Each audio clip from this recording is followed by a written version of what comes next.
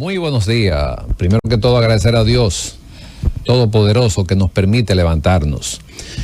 Agradecido profundamente con el señor Bienvenido Rodríguez y a su familia, que nos da la oportunidad cada lunes de llegar a todos ustedes.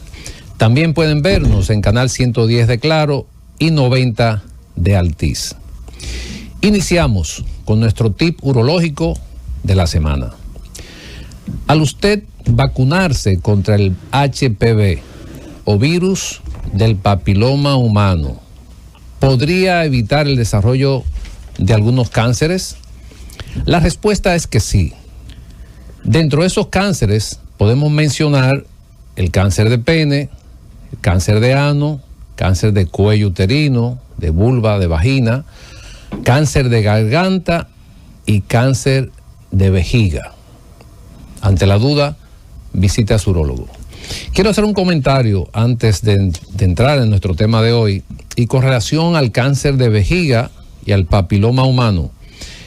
Y hace unas 3-4 semanas que estuve revisando un estudio que se realizó en España, donde concluyó el estudio de que existe una fuerte asociación entre el virus del papiloma humano y el diagnóstico del cáncer de vejiga.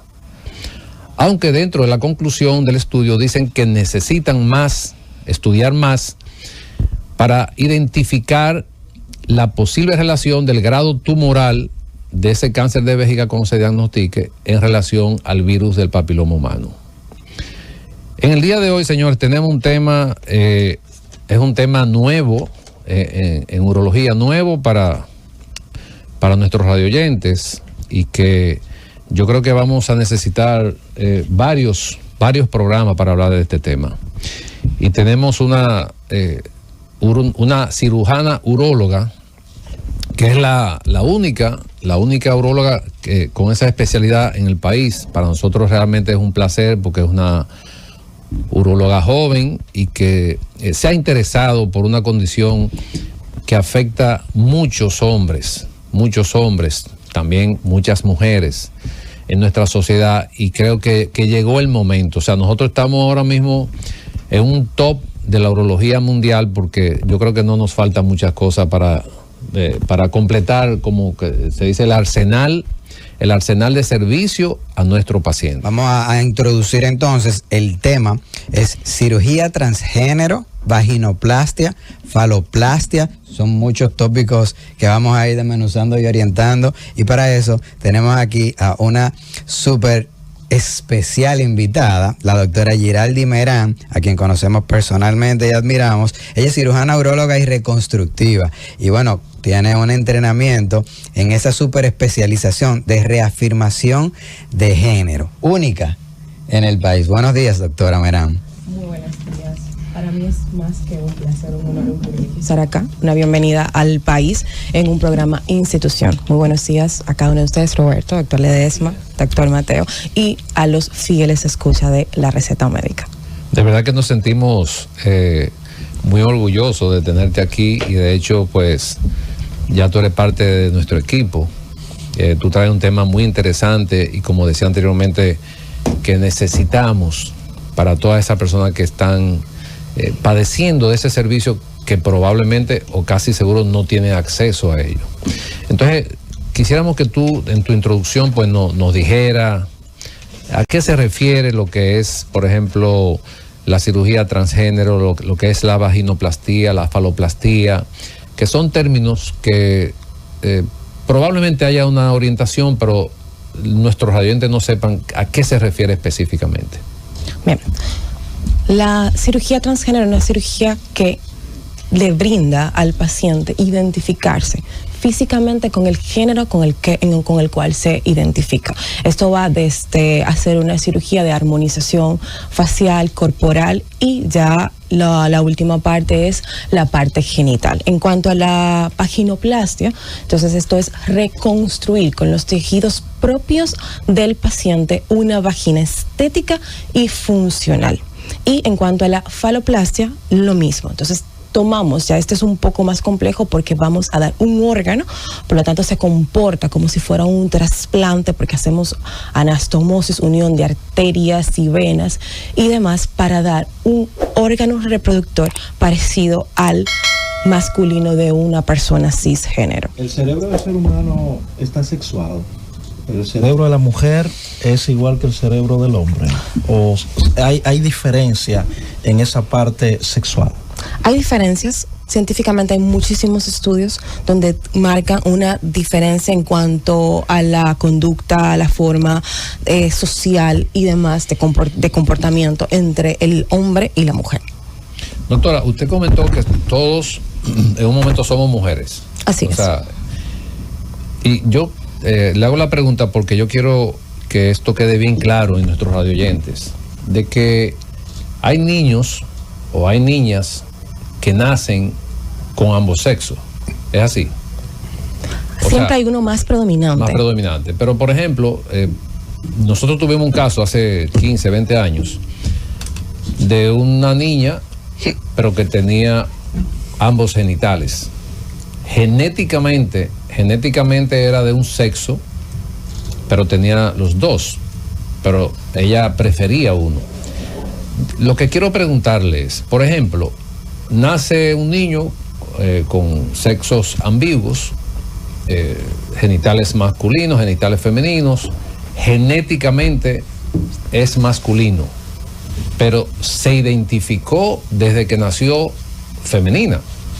Entonces, en estos casos, ya este paciente, estamos haciendo una suposición, ya llegó a la adolescencia, a la adultez, decide que quiere ser mujer, pero genéticamente es masculino. ¿Cómo se manejaría un caso de este tipo en nuestro medio? Si ya hay algún protocolo desde el punto de vista psicológico, psiquiátrico, del derecho, ¿cómo se manejaría este caso? Bien, sí, cuando ocurre esto de ambigüedad sexual tan marcada, porque como dije anteriormente, hay pseudo hermafroditismo, pero cuando ya es homogéneo, que están... O sea, vemos físicamente que sí pueden haber ambas, vemos una vulva, pero tenemos sacos escrotales que parecen un escroto de un paciente masculino. Entonces, en esa ya tenemos ya la información genética, como dije, del cariotipo y demás. Esperamos que este paciente esté en la adultez y decida cuál género prefiere. En ese momento se hace la cirugía para reasignar el género con el cual se siente identificado el paciente. Entonces, en cuanto a la parte de los protocolos y demás, aún lamentablemente estamos en pañales con respecto a esto, al acompañamiento psicológico, al acompañamiento psiquiátrico, porque sabemos que este es un tema tabú. Es un tema tabú por nuestras características como país y demás. Entonces, sí, es un seguimiento multidisciplinario para el paciente, el acompañamiento y demás. Y en cuanto a las partes de las leyes, no tenemos un modelo a seguir. Si hay otros países que todo está protocolizado y sabemos qué hacer en este caso con los pacientes, pero nosotros estamos ahora mismo gateando, por así decirlo, estamos construyendo y escalonando lo que se le puede brindar al paciente una vez tome su decisión. ¿En qué momento se decide hacer una cirugía en ese paciente o en esa paciente que ya se hizo una definición genética de que y que ya esa persona está decidida a que va a ser de un sexo o de otro? ¿En qué momento ya se decide pues llevar a sala de cirugía a esa persona? El momento oportuno es cuando la persona es mayor de edad, que ya se ha trabajado de forma multidisciplinaria y ya se ha definido los parámetros de esa persona y entendemos que la persona está en un desarrollo tanto física como emocionalmente de vivir con el género asignado una vez se haga la cirugía. Cuando tenemos todos esos parámetros, entonces el paciente llevamos a sala de cirugía a hacer la cirugía de reasignación de género, ya sea con el que ese se siente identificado o remodelar los genitales que tiene para el que fenotípicamente en el cariotipo nos dio los resultados de femenino o masculino. Es bueno definir para que nuestros oyentes sepan qué significa cariotipo, fenotipo, probablemente nuestros radioyentes están diciendo, ¿y qué es esto? Esto se refiere, la doctora se refiere a lo que, esas pruebas que se hacen desde el punto de vista genético y nos dicen a nosotros que esa persona es hombre o es mujer. Entonces, a eso se refiere cuando hablamos de fenotipo o de cariotipo, o sea, para que nuestros radioyentes entiendan esa parte. Pero si el cariotipo dice que es mujer y lo que quiere es ser hombre, entonces se le asigna el miembro más bien de varón. Sí, se hace la cirugía de género para un falo, una faloplastia. Una faloplastia no es un pene, es un falo que se construye con los propios tejidos del paciente, dando forma tanto física como funcional, parecido a un pene de un paciente cisgénero. Ok, entonces, decía un ginecobstetra muy conocido, hay cambio básicamente de miembro, no de sexo. Por eso definimos la sexo y género hace un momentito. Entonces, el sexo con genitales masculinos cuando hacemos la cirugía de reafirmación. Ok, pero perdón, para aclaración mía y también del público, si el sexo habla de la diferencia, ¿verdad?, biológicamente del hombre y la mujer, lo que es hombre y de lo que es mujer. En este caso le preguntaba si el cariotipo dice que es mujer, por ejemplo, femenina. Pero la persona psicológicamente, voy a utilizar ese término, se identifica con el género masculino. Entonces, se puede adoptar y vamos a decir, completar, ¿verdad?, eso que usted está diciendo, ese procedimiento a que sea hombre. Así es. Okay. No, y que también, déjame aclararte algo con relación a esa pregunta que tú haces. Cada caso es individualizado, porque... Claro. Por ejemplo, tenemos, en los casos que yo mencioné, de esos pacientes que nacen, pero no hay una definición del punto de vista físico en sus genitales, porque tienen un desarrollo femenino, pero también parece masculino. Entonces, va a depender de muchos factores, que como ha explicado la doctora Giraldi, de si ese paciente se crió o creció, incluso sus familiares, pensando que es una mujer o pensando que es un hombre. Entonces, cuando se investigue ese paciente, que ya se define qué es, va a depender de cómo esa persona se sienta, porque lo criaron de esa manera.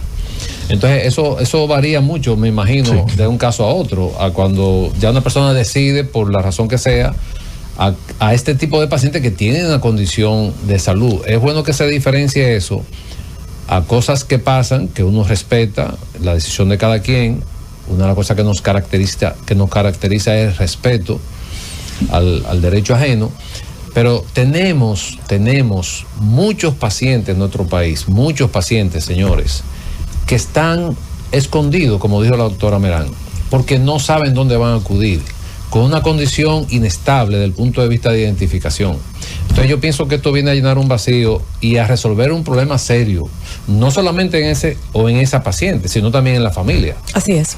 Entonces, de hecho hay un estudio muy interesante de un maestro de la medicina en el Robert Reed, de esa condición, de esos niños que nacían, o de esas niñas que nacían con esa, vamos a decir, esa diferencia de sexo, que no sabían si eran de uno o si era de otro. Llegamos a la parte final del espacio, doctor Pablo, momento de despedirnos de nuestros oyentes. Agradecer a Dios de nuevo por permitirnos concluir nuestro programa. Yo pienso que tenemos que en 15 o 21 días pues continuar con este tema, ya que es un tema que afecta, hay muchos pacientes afectados con esta condición, y yo creo que llegó la oportunidad y hay que darlo a conocer. Agradecer a nuestros radioyentes y decirles que mantengan la sintonía con la Z101. Nuestros oyentes que permanezcan en la sintonía, porque en breve llega Z Deportes. Cundo, llévatelo.